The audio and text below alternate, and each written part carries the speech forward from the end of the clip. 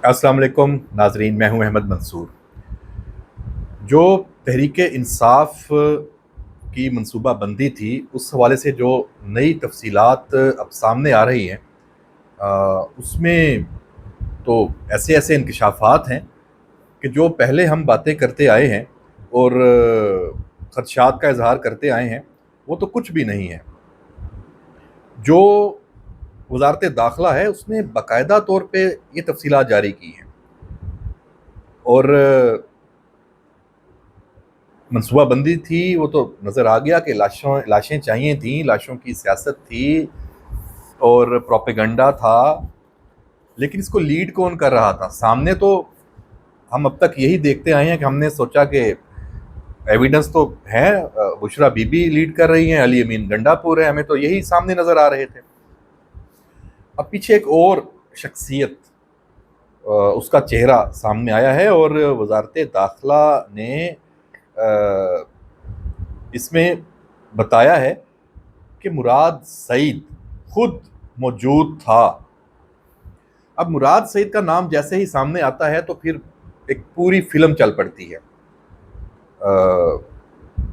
जब इमरान खान की हुकूमत ख़त्म हुई, उसके बाद से मुराद सईद का जो एक रोल था, और उस हुकूमत से पहले वो इमरान खान के साथ उसका जितना करीबी ताल्लुक था, एक तरह से वो इमरान खान ने उसको अपना जानशी भी बाज़ दफ़ा करार दिया हुआ था।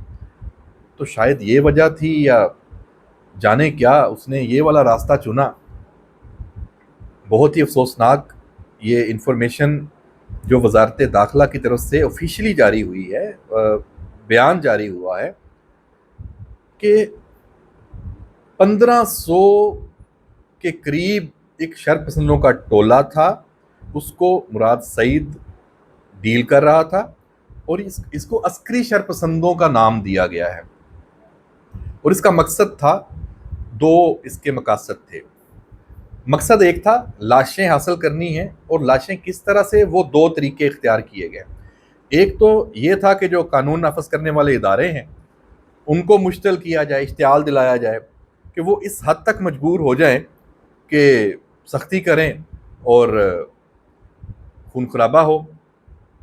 दूसरा, जो अंदर साथ एक ग्रुप था 1500 का, वो जो पीटीआई का पूरा एक मॉब यहाँ पे आया, उनको वो इश्तियाल दिलाएं, उसके मुख्तलिफ टैक्टिक्स, और वो हमलावर हो जाएं। तो दोनों तरह से लाशें हासिल करें। और उसके बाद ज़ाहिर सी बात है, फिर खैबर पख्तूनख्वा में आग लगाई जाए, पंजाब में लगाई जाए, सिंध में लगाई जाए कि क्या जुल्म हो गया, और निकलो पाकिस्तान की खातर और निकलो इमरान खान की खातर। फिर तो ये इस पे वो अपना जो उन्होंने नेक्स्ट प्लान किया हुआ था, और साथ ही इसका प्रोपेगंडा, इसको बाहर के ममालिक में जो उनका पूरा एक ग्रुप बैठा हुआ है सोशल मीडिया के ऊपर, और पूरी एक मुनज़्ज़म मुहिम, और वो अभी भी चलाई जा रही है। गो के वो रिज़ल्ट ये हासिल नहीं कर पाए, और जिस तरीके से कानून नाफज करने वाले इदारों ने कंट्रोल किया, ये गए और लीडरशिप तो भाग गई। कंटेनर को जो आग लगी है, अब उसके पीछे भी ये बात आ रही है कि कंटेनर को आग लगी है तो शायद इस वजह से कि मुराद सईद की इंफॉर्मेशन आ गई थी। तो उसके बाद फिर मुराद सईद भी निकला है, भागा है। उसका तरीका यही था कि ये पहले भी जब भी आया है, इसकी जो पुरानी आप टैक्टिक्स इस्तेमाल करें, देखें, नवंबर 2022 में भी यही कुछ हुआ था, और लॉन्ग मार्च में हंगामा आराई और लाशें गिराने का सिलसिला था।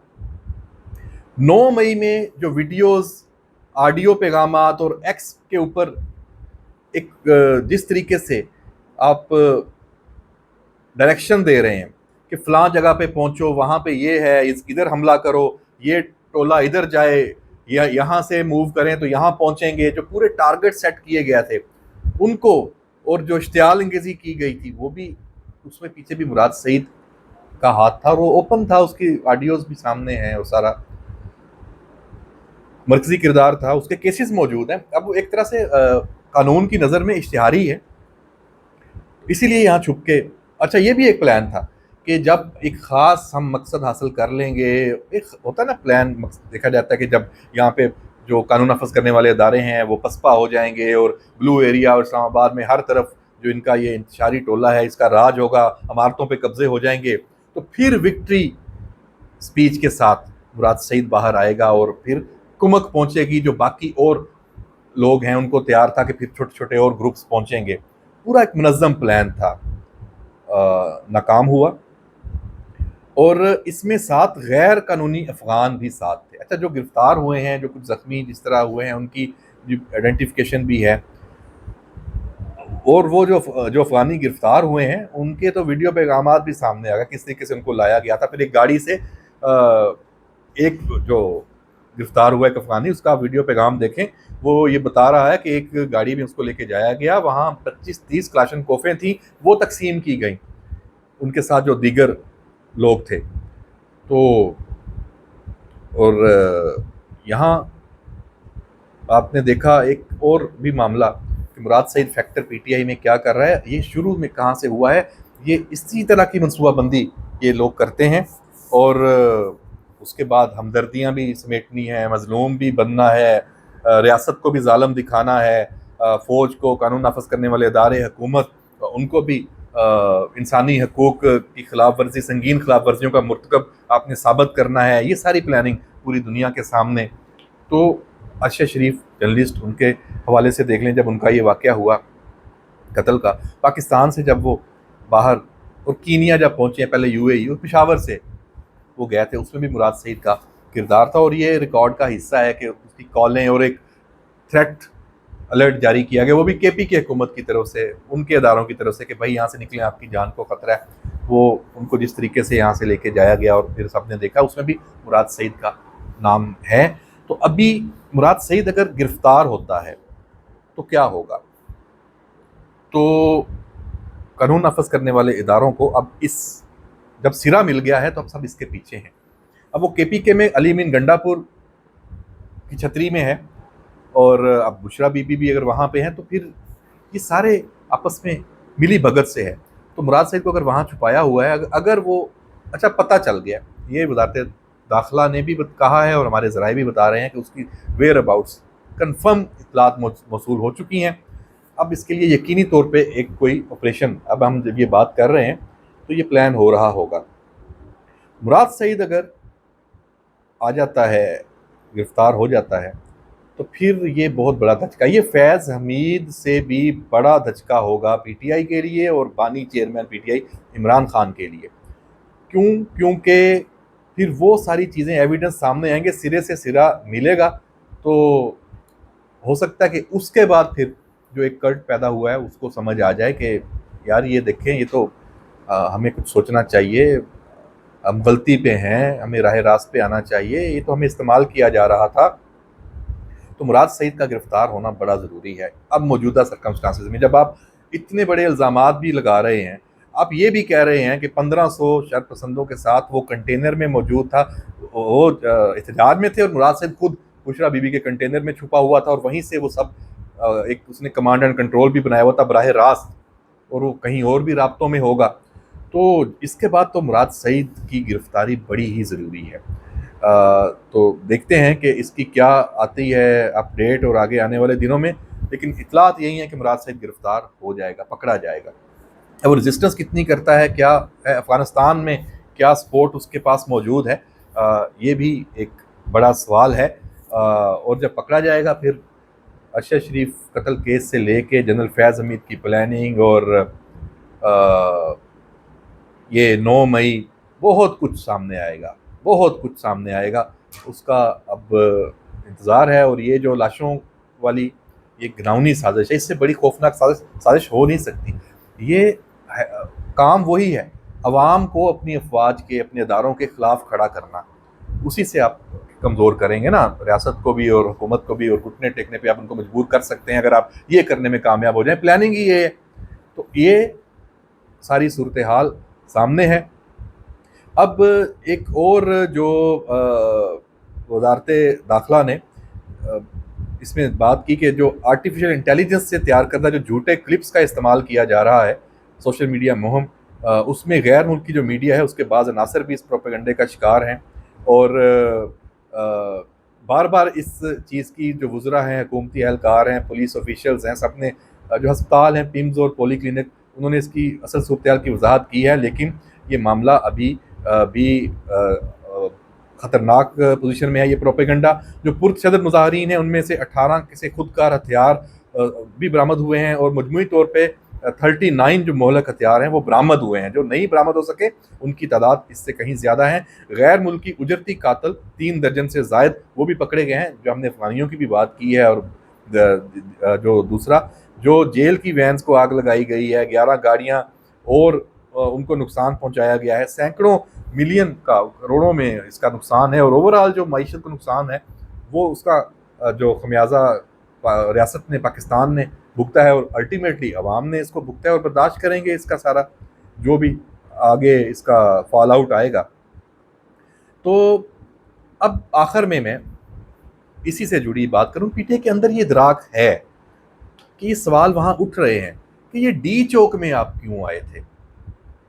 احتجاج تو آپ نے اسلام آباد میں کرنا تھا, اور بلکہ عمران خان کی بھی کال یہ تھی کہ اسلام آباد پہنچنا ہے, اور آپ کو جگہ کا بعد میں بتایا جائے گا. بشرا بی بی, علی امین گنڈا پور اور اب مراد سعید بھی پیچھے ہے. ان کی پلاننگ تھی کہ ڈی چوک پہنچنا ہے, اور خاص طور پہ بشرا بی بی اور مراد سعید. تو علی محمد خان کی آڈیو لیک ہوئی ہے, لیٹسٹ ہے. سنجانی کی بجائے ڈی چوک جانے پر اس نے بات کی ہے, اور اس نے یہ کہا ہے کہ پی ٹی آئی سیاسی پارٹی ہے, احتجاج کا اعلان علیمہ خان کی بجائے بیرسٹر گوہر کو دینا چاہیے تھا. بانی چیئرمین نے تو کہا تھا ہماری پارٹی میں موروثیت کی کوئی جگہ نہیں ہے. علیمہ خان نے خود کیوں احتجاج کی کال دی؟ میں نے بانی چیئرمین سے بھی شکایت کی کہ اعلانات پارٹی کی طرف سے ہونے چاہیے. انہوں نے بھی کہا کہ آئندہ کال پارٹی لیڈرشپ دے گی.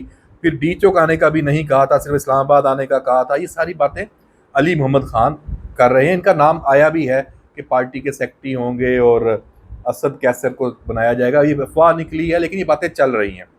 اصل مسئلہ یہ ہے کہ خود اب یہ ان حالات میں پارٹی کی لیڈرشپ لینا بھی نہیں چاہتے. اسد کیسر ان حالات میں پارٹی کی لیڈرشپ, وہ تو توبہ کر رہا ہوگا, بھائی توبہ کریں, مجھے نہ بنائیں یہاں, تو میں تو کٹ پتلی ہوں گا, اصل تو کسی اور کے ہاتھ میں ہے. تو یہ بھی ایک وجہ ہے پارٹی لیڈرشپ قبول نہ کرنے کی کسی کی طرف سے بھی. اور مذاکرات کرنے کا بھی کہا تھا بانی چیئرمین نے, یہ بھی علی محمد خان کہہ رہا ہے. اور بشرا بی بی کا جو احتجاج میں شمولیت ہے اس کا بھی بانی چیئرمین کو پتہ نہیں تھا, یہ بھی علی محمد خان کا دعویٰ ہے. تو پھر یہ سب ہو کیسے رہا تھا, یہ بڑی عجیب کہانی ہے. اور یہ بھی دعویٰ کر رہے ہیں کہ وزیر اعلیٰ علی امین گنڈا پور بھی سنجانی پر متفق ہو گئے تھے. اب علی امین گنڈا پور نے پشاور میں اب جو بڑکیں مارنی شروع کی ہیں, ایک تو لاشوں کے اوپر سیاست اور دوبارہ آنا اور دعویٰ بولنا. تو بھائی اگر آپ نے سنجانی کا کہا تھا, متفق ہو گئے تھے, آپ کی پارٹی کا جو اہم لیڈر ہے علی محمد خان یہ بات کر رہا ہے, تو اب اس کی وضاحت کریں کہ آپ نے یہ بات کی تھی. پھر آگے ڈی چوک جانا اور یہ ٹکراؤ یہ کیسے ہوا ہے؟ یہ اس پہ اب دیکھتے ہیں کہ جو بیرسٹر سیف کا بھی ایک پیغام تھا اس پہ بھی عمل نہیں ہوا. تو پی ٹی آئی میں اصل کنٹرول کس کے پاس ہے؟ کیا یہ اب سب ایک دوسرے پہ ڈال رہے ہیں؟ پتہ سب کو تھا, یہ بھی ایک ممکنہ طور پہ ہو سکتا ہے. تو بہرحال یہ صورتحال ہے. آنے والے دن پھر ڈیولپمنٹس چل رہی ہیں, حالات ابھی ٹھیک نہیں ہوئے, اور پی ٹی آئی اور پشاور سے خاص طور پہ کے پی کے سے ایک دفعہ پھر جو صورتحال بنانے کی کوشش کی جا رہی ہے, اور پاکستان میں اداروں کو, فوج کو اور عوام کو آپس میں لڑوانے کے لیے جس طرح یہ متحرک ہوئے ہیں, یہ صورتحال سنگین ہے. اس کا تدارک ہونا چاہیے, اور اس کا تدارک کیسے ہوگا؟ Social media. میں آخر میں پھر یہ بات کروں گا کہ سوشل میڈیا پہ آپ یہ فائر وال لگا کے سپیڈ سلو کر کے اس سے رزلٹ نہیں نکلنا. جب تک سوشل میڈیا پہ جو انتشاری ہیں, ڈیجیٹل دہشت گرد ہیں جن کو آپ کہتے ہیں, ان کو کھلی چھوٹ رہے گی, یہ کام ہوتا رہے گا. اس کا سوچیں. اس پالیسی پہ اگر یہ پالیسی ہے تو نظر ثانی ہونی چاہیے, اگر یہ ڈھیل ہے تو یہ ڈھیل ختم ہونی چاہیے. اس پہ ایک کوئی حتمی فیصلہ ریاست کو اب کر لینا چاہیے. دیکھتے ہیں کہ آگے کیا ہوتا ہے. اجازت دیجیے, اللہ حافظ.